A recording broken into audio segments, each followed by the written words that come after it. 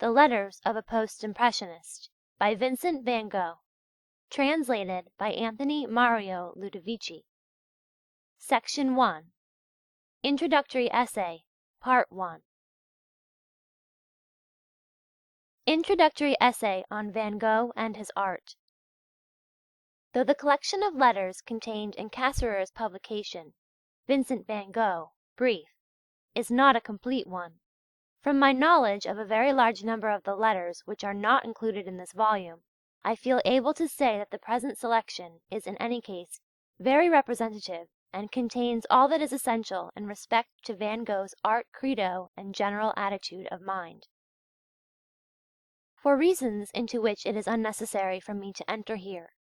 it was found convenient to adopt the form of Cassirer's publication, arranged by Marguerite Mauthner, and my translation has therefore been made from the German, 4th edition, 1911. Still, with the view of avoiding the errors which were bound to creep into a double translation of this sort, I took care, when my version was complete, to compare it with as many of the original French letters as I was able to find, and I am glad to say that by this means I succeeded in satisfying myself as to the accuracy of every line from page 39 to the end.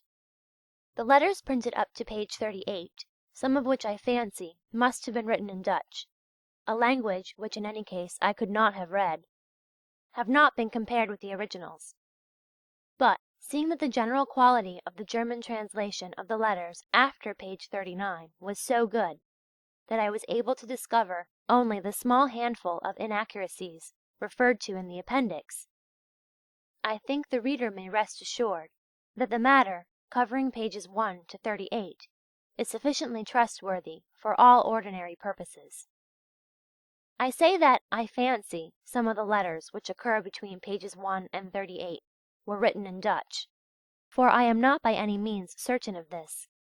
In any case, I can vouch for the fact that the originals of all the letters after page 38 were in French, as I have seen them. But in this respect, Paul Gauguin's remark about his friend Van Gogh is not without interest. Il oubliait même, wrote the famous painter of négresses, d'écrire le hollandais, et comme on a pu voir par la publication de ses lettres à son frère, il n'écrivait jamais qu'en français, et cela admirablement, avec des tankas canta à n'en plus finir. Rather than disfigure my pages with a quantity of notes, I preferred to put my remarks relative to the divergencies between the original French and the German in the form of an appendix, to which the numbers 1 to 35 in the text refer, and have thus kept only those notes in the text which were indispensable for the proper understanding of the book. Be this as it may, the inaccuracies and doubts discussed in the appendix are, on the whole, of such slight import that those readers who do not wish to be interrupted by pedantic quibbles will be well advised if they simply read straight on, without heeding the figures in the text. To protect myself against fault-finders, however, such readers will understand that it was necessary for me to prepare some sort of a list, referring to those passages which, in the German, differed even slightly from the French original. In the letters not included in Cassirer's publication, there are, of course, a few passages which, for obvious reasons, could never have been brought before the German or English reading public. As will be seen, however, the present letters in themselves are but more or less lengthy fragments, carefully edited by the friends of the deceased painter, while the almost complete omission of dates and other biographical information usually accompanying a volume of this sort, may also at first be felt as a rather disturbing blemish. I would like, however, to seize this opportunity to defend Marguerite Mauthner against the charge of having made a fantastic arrangement of these letters. For if the person who made this charge had only been acquainted with the facts of the case, he would have known that she had done no more, at least from page 39 onwards, than faithfully to follow Émile Bernard's original arrangement of his friend's correspondence in the Mercure de France. and surely we must assume that Emile Bernard, Van Gogh's devoted admirer, was the best judge as to what should or should not appear of all that his friend had written. With regard to dates, however, Emile Bernard does give a little more information than Marguerite Mauthner, but it is very little, and it is as follows. The letters to E. Bernard from page 39 to page 73 were written during 1887. Those from page 73 to page 86 were written during 1888. Those from page 108 to page 112 were written during 1889. And the remainder, as Marguerite Mauthner also tells us, were written during 1890. Of the letters to Van Gogh's brother, I am afraid I can say nothing more definite than that all those which occur after page 87 were written in Arles, and probably Saint Remy, between 1887 and 1890. Now, postponing for a moment the discussion of Van Gogh's actual place in the history of the art of the 19th century, and bearing in mind the amount of adverse criticism with which his work has met for many years, it does not seem irrelevant here to lay stress upon the fact that these letters are all private, intimate communications, never intended to reach the public eye. And I feel all the more inclined to emphasize this point, seeing that, to the lay student of art, as also to the art student himself, it is often a difficult task to take the sincerity of the art innovator for granted. Confronted with a new technique, an apparently unprecedented conception of the outer world, faced, in fact, by a patch of strange blood, for that is what it comes to after all, we are prone to doubt that our man is bona fide. Filled with the prejudices and prepossessions of centuries, and knowing from sad experience that the art world is not without its arch humbugs, we find it difficult to believe that such a strange and foreign grasp of reality could actually have been felt by the innovator in our midst. And rather than question our own values and our own grasp of reality, we instinctively, and as I think very healthily, incline to doubt the sincerity of the representative of this new standpoint which is offensive to us. In Van Gogh's case, however, we are particularly fortunate, for we possess these letters, which are proof enough of the sincerity with which he pursued his calling. And, as I say, he did not write them for the press, nor did he compose them as a conscious teacher. They simply took shape quite naturally in his moments of respite, when he felt the need of unburdening his heart to some sympathetic listener, and in writing them he was as ingenuous and unembarrassed as a child. He wrote to his brother and to a bosom friend, Emile Bernard. As I have mentioned, a good deal in these letters had to be suppressed, and very naturally too. For if this correspondence had not contained much that was of too intimate a character for publication, it is obvious that the very parts that were considered publishable would not have had a quarter of the value which we must now ascribe to them. It is precisely because these letters are, as it were, soliloquies which Van Gogh held in the presence of his own soul,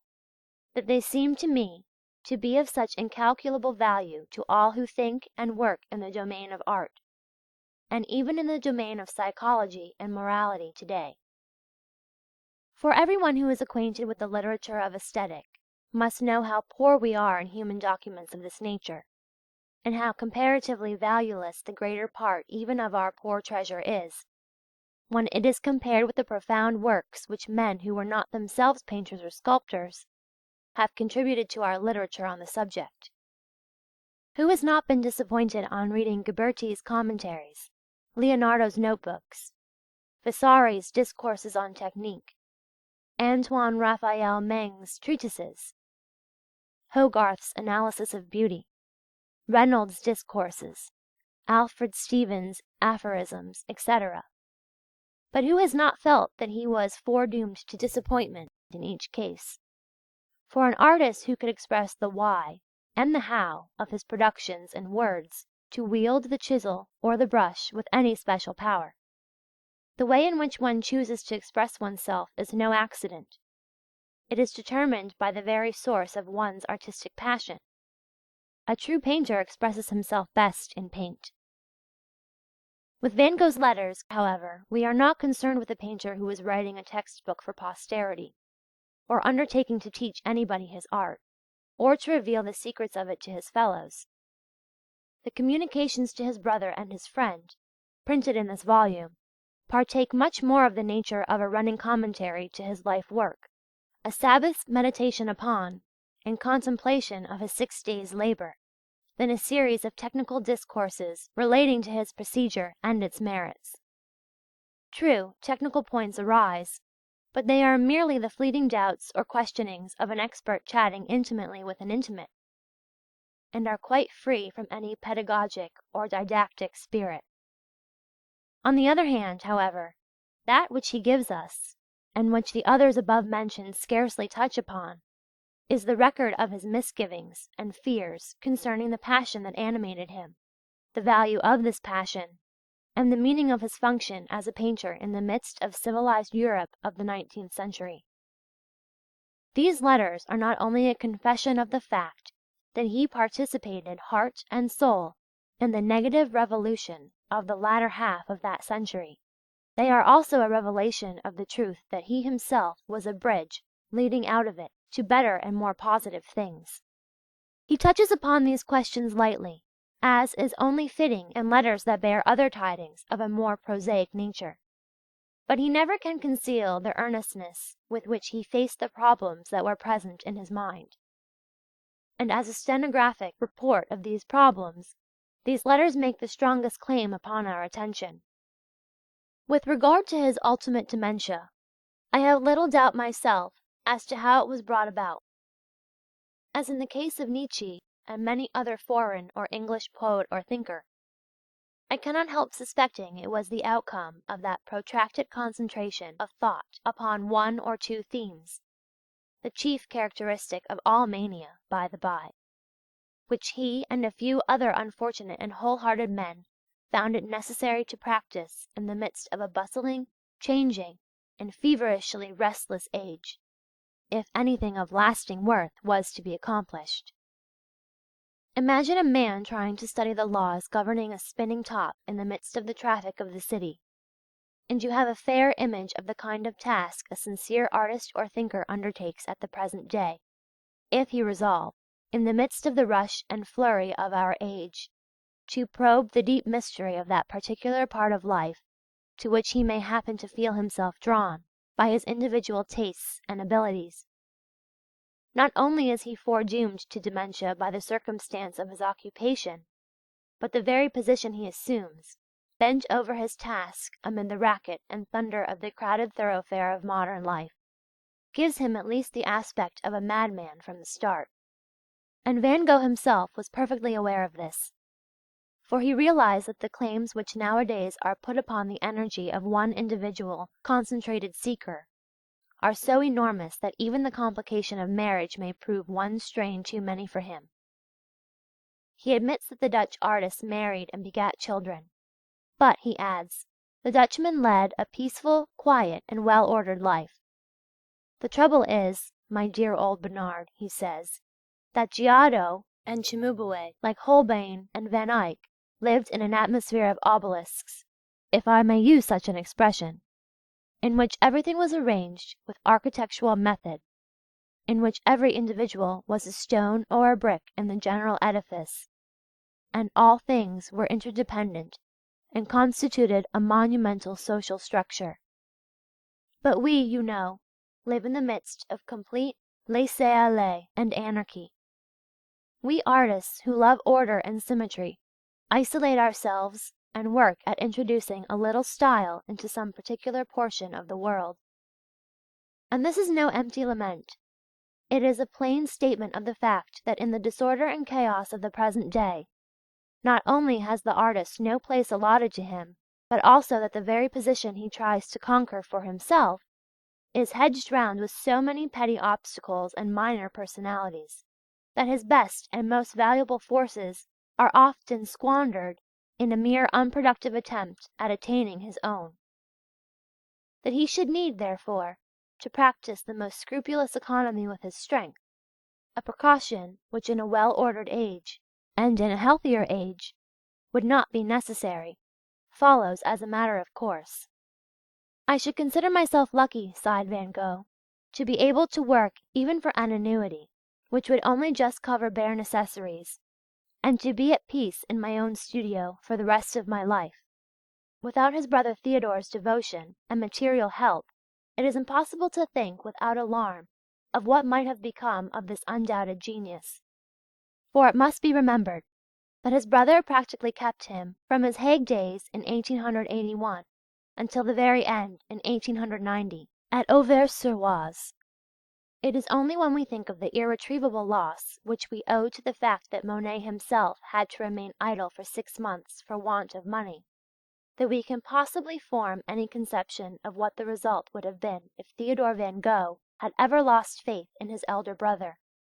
and had stopped or considerably reduced his supplies, or had ever accepted his offer to change his calling. On the other hand, we have evidence enough in these letters to show that Vincent took his self-sacrifice on his brother's part by no means lightly. We have only to see the solicitude with which he speaks of his brother's exhausting work, and of his health, in order to realize that it was no mean egoism that prompted him to accept this position of a dependent and of a protégé. In fact, if we value his art at all, it is with bated breath that we read of the cheerful and stoical manner with which, for his brother's sake, Vincent stopped painting for a while. But the words will bear being repeated. "I am not so very much attached to my pictures," he says, "and will drop them without a murmur. For luckily I do not belong to those who in the matter of works of art can appreciate only pictures,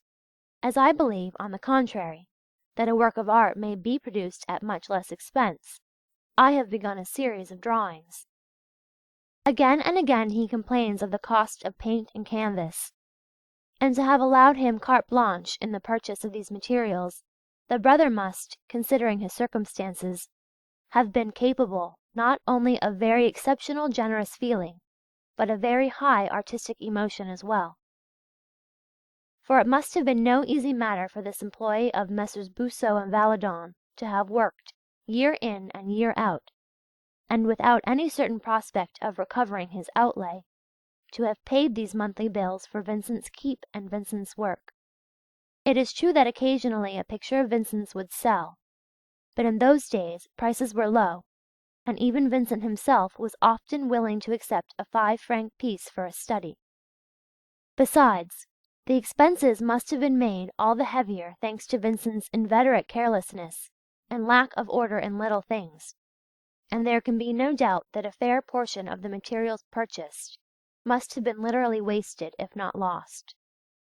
Gauguin, speaking of his meeting with Van Gogh in Arles, writes as follows: "Tout d'abord, je trouvais en tout et pour tout un désordre qui me choquait. La boîte de couleurs suffisait à peine à contenir tous ces tubes pressés. Je me refermais, et malgré tous ces désordres, tout ce gâchis, en tout rutilé sur la toile." Still, both Van Gogh and his brother had an indomitable faith in the former's work, a faith which touches upon the sublime, though neither of them lived to see their highest hopes realized. "As to the market value of my pictures," Vincent wrote, "I should be very much surprised if in time they did not sell as well as other people's. Whether this happens directly or later on does not matter to me." The finest words concerning this ideal brotherly relationship, however, have been written by Vincent's great friend, Émile Bernard. "Mais ce que je veux dire avant tout," says Bernard, "c'est que ces deux frères ne faisaient pour ainsi dire qu'une idée, que l'un s'alimentait et vivait de la vie et de la pensée de l'autre, et que quand ce dernier, le peintre, mourut, l'autre le suivit dans la tombe seulement de quelques mois, sous l'effet d'un chagrin rare et édifiant." Thus Theodore and Vincent died, perhaps hoping, but little believing, that Van Gogh's present triumph would ever be realized. And indeed, even to the calm and reflecting student of art today, there must be something surprising, something not altogether sound and convincing, in this stupendous leap into fame which the work of this poor, enthusiastic, and thoughtful recluse has made within recent years. If the means or the measure for placing him had been to hand, if all this posthumous success had been based upon a definite art doctrine, which knew what to select and what to leave aside, nothing could have been more imposing than this sudden exaltation of one whom a former generation had spurned.